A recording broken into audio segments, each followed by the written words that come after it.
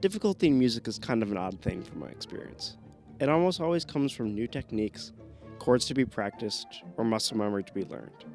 Composers make difficult pieces because what they want to make requires those difficult parts. Making a piece intentionally difficult may be fun for the composer, but not always the players. But what if that was the point? Meet Shatter Song.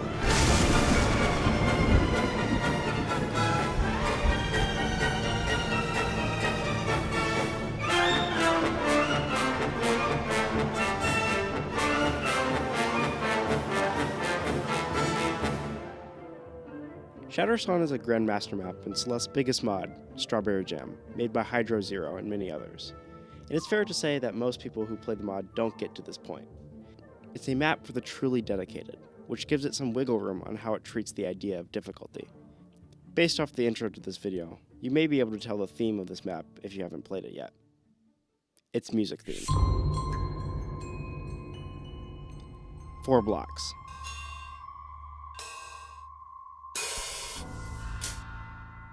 Each will become a solid block which you can stand on to the beat of the rhythm, like those beat blocks in Mario or, well, cassette rooms in Celeste. 4 separate blocks is not unusual, vanilla Celeste uses them in this way as well. But Shatter Song, well, we need to take a look at some gameplay before we talk about it.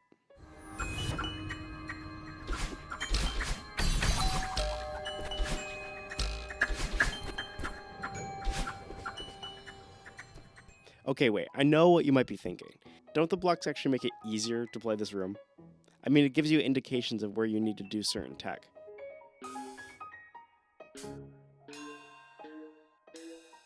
You're going to be going over those parts anyway, right? Well, I'll give you this. It's the first real room of this map. To an extent, yes, it does work like that. And since it's Grandmaster gameplay, it's all so tight it doesn't even matter.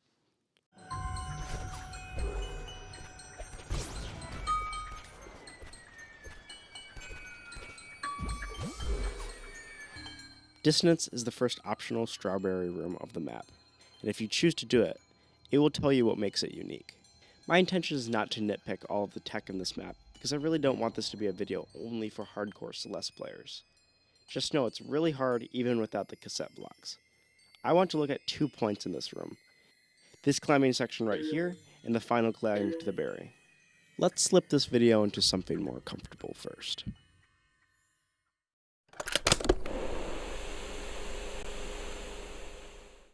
For those of you who don't read sheet music, let me give a quick explanation of how to interpret the symbols we'll use in this video.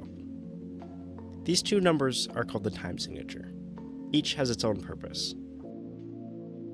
The bottom number acts as the subdivision. It can be 2 for 2 half notes, or 4 for 4 quarter notes, or in Shatter Song's case, 8 for 8 eighth notes. The top number is where you can get experimental with things. Any number can be used here, as it represents how many of the top number there are. Now think of all the combinations you can make with these numbers. Let's take a look at this in practice in Shatter Song.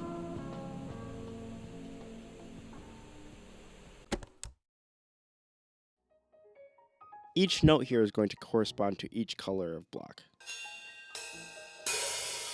This is going to help with my point. Movement 1 starts off with 58 beats per minute, which is a good, relatively slow tempo.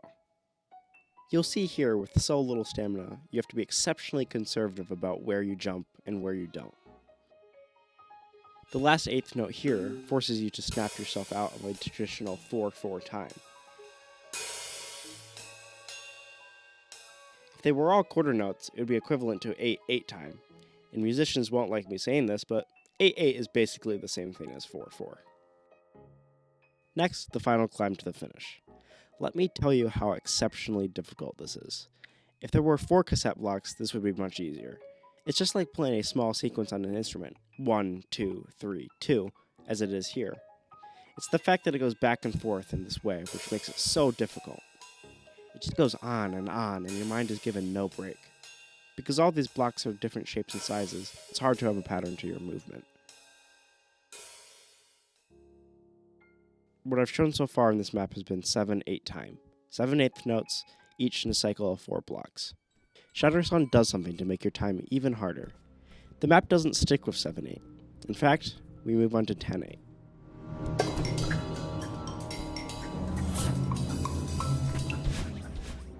Movement 2 of Shatter Song is Alla Marcia. This is where I want to show another feature of this map that contributes to its unique difficulty: the sheet music. Every room in the map gives a small hint. Sheet music that follows the gameplay for the room. The top, every jump you need to make. And the bottom, every dash you need to execute. Some of them get real complicated. They aren't required to beat any rooms, but serve as a helpful tool. And this is Alla Marcia's in-game sheet music. Things are ramping up in difficulty. Let's take a look at our sheet music overlay. Each note here gets just a little longer than the last, making the entire section feel really awkward. Missing here by just a little, you'll run out of time in this green cassette block.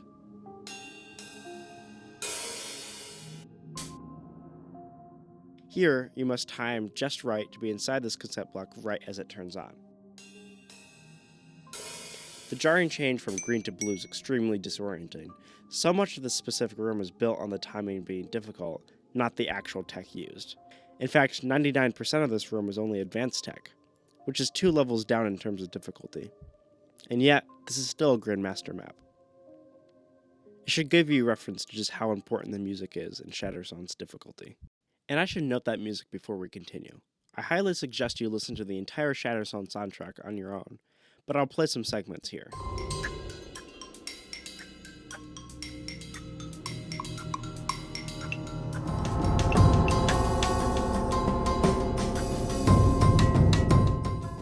By the second movement, it feels as if the entire song is falling into disrepair. It's genuine chaos. This is a map that tells you to play with headphones as it relies on musical cues. It tells you this and then completely screws you over with the music being complete chaos. Movement 2 just keeps going, and each room changes the rhythm. The hard part is that these rhythms are very similar, but just a little different.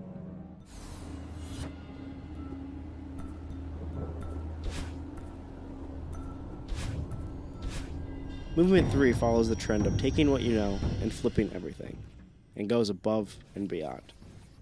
Movement 3 follows 13-8 time, which usually would be described as an odd time signature. It doesn't even give you the familiarity of the tempo. Movement 3 switches to 87 beats per minute. But Shatter Song isn't done throwing everything new at you at once. The haunting, almost ethereal music from the beginning has now grown into something much grander. A deep drum is now used to signal the change of the blocks. The chaos of the music before has collapsed into something new. It is clear the end is near, but not over yet.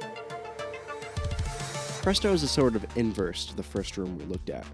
The last note of this bar is longer rather than shorter, and the music has an intense atmosphere rather than dark and mysterious.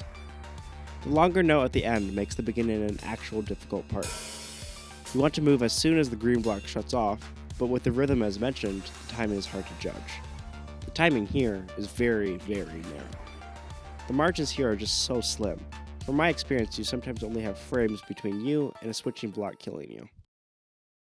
Fading is a very notable room, and where I'll shout out the composer of Shatter Song's music, Aidan Gold. He's an amazing composer, and even has a paper in the Journal of Sound and Music in Games. And yes, that's a real thing, and he's way more than a composer just for Strawberry Jam. Fading is his room, as in he made the gameplay for it. Just like all the rooms in the third movement, the timings have to be spot on. It's where the timing no longer roughly adhere to the music, but nearly match it exactly. That leaves us with one last room to talk about in this map: Cadenza. This room is characterized by one thing, and it really sums up the rest of Movement 3: speed. The design of this room has many points where you would usually be able to just stop for a moment and catch up with yourself. But with cassette blocks, it's just not possible. It's input dense because of the cassette blocks, not just the design of the tech or gameplay. It's also unbelievably long compared to everything else.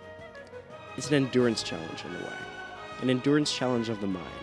And when it's all over, you'll be free. You'll be free from the chaos.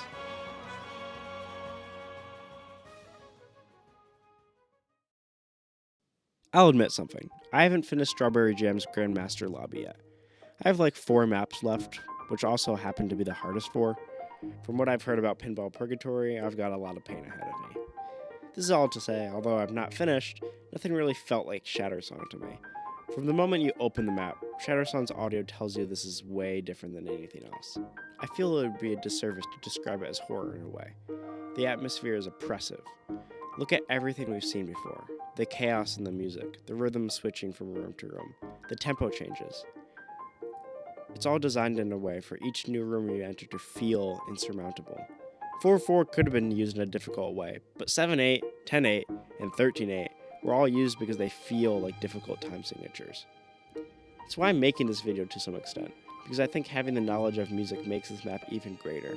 I personally play piano, and entering Shatter Song for the first time, it felt like learning a new piece you know is way above your skill level. There's a reason not many pieces of music switch time signatures in this way.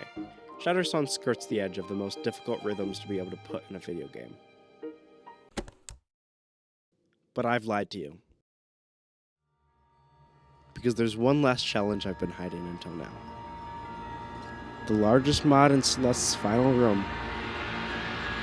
This is Shatter Song's Last Dance.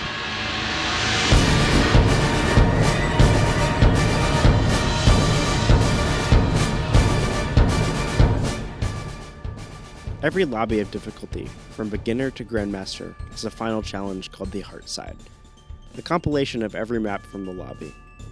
And it just so happens the Grandmaster Heartside's final room is Shatter Song's contribution. It's a terrifying extravaganza, unlike anything seen in the main map. If odd time signatures were the surface of difficulty in music turned into a video game, now what you must deal with is below the surface. Polyrhythms are when two separate rhythms are played on top of each other, often resulting in what sounds like chaos. Right now played on screen is a 2-3 polyrhythm, where 2 beats are played in the same span of 3. 2-3 is pretty reasonable to play. 3-4 is infamous for its difficulty. And the final flag of Grandmaster Heartside has 2 sets of cassette blocks, and a 3-5 polyrhythm. I thought of only one good way to get across the difficulty as an average player. Today I'm going to learn to play 3-5 polyrhythm.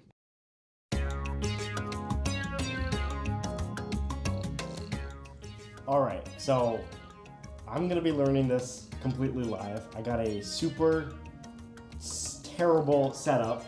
I don't have drums. So what we got here is a chair and, I mean, this is close to a drum. And I got 2 paintbrushes. That's the closest I could get. That's the closest we're going to get. But I'm going to try to learn 3-5 polyrhythm. I don't even know how to approach this. I have a video up just to like try to figure it out, maybe. That'll work, but we'll see. I mean, let's just see what I can do first. 2, 3, 4.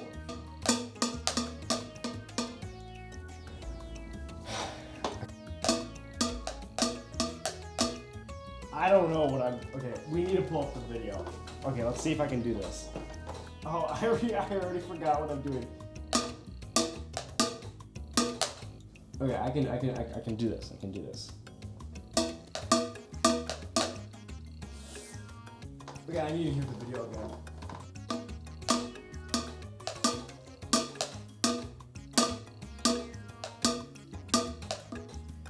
I'm close to getting it, but just like I just can't do it for more than one measure.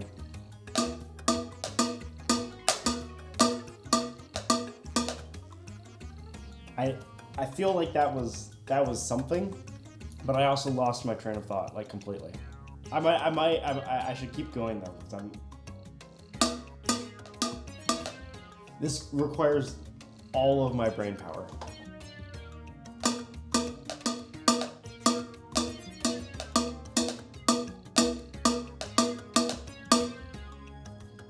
I would say sufficiently learned. I mean, I could definitely increase the tempo, but I'll have to see in post. But I think I did pretty good. So I would say that's a wrap up.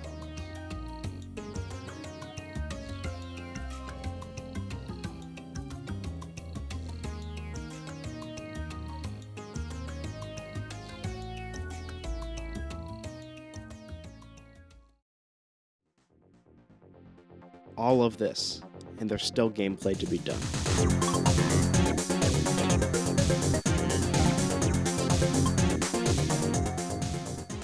a genuine maze with gameplay that weaves in and out of these different cassette blocks, and what I've shown you is not even everything. The final piece of gameplay of Strawberry Jam, the chaotic memory segment, where yes, the 3/5 polyrhythm is still going full force. And yes, it is supposed to be completely memory here. The polyrhythm isn't making things much easier for anyone. It's like the map has one last attempt to stop you from completing it. A solid wall of cassette blocks. But you've made it this far, and what makes Shatter Song's difficulty so unique is it's a piece of music. A piece of music that becomes easier as you learn, but intentionally kicks you back. Never lets you get too far without changing something, bringing something new in to reset your muscle memory. Because every map, every piece of music gets easier as you practice. What if we took all of that away? That is Shatter Song. Every piece of music must come to an end. A cadenza.